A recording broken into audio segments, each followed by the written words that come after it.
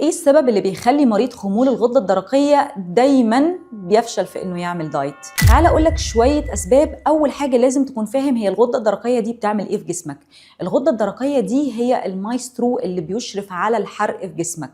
لما بيكون فيها خمول حرق جسمك للأسف بيكون متأثر، وكمان بيصحبها شوية كده من الأعراض اللي بتخلينا مش قادرين نقوم، مش قادرين نتحرك، عندنا بعض الكسل، فكمان الحركة بتاعتنا بتتأثر.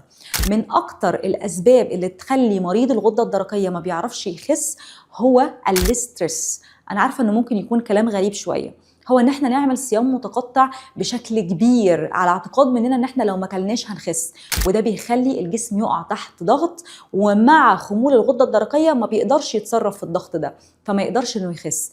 الاسترس العصبي او الضغط العصبي اللي بنتعرض له عاده في حياتنا ده كمان بيخلي خمول الغده الدرقيه يتفاقم اكتر، والجسم ابدا ما يقدرش يخس.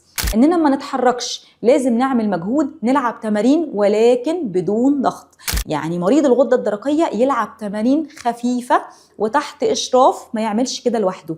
حتى الدايت اللي بيعمله لازم يكون تحت إشراف طبي، وطبعا لازم نكون مظبطين الجرعة بتاعة الدواء بتاعنا، وما ينفعش نوقفها أبدا من نفسنا. لو أنت مريض غدة درقية لازم ترجع لطبيب مختص، طبيب غدد وطبيب تغذية علاجية.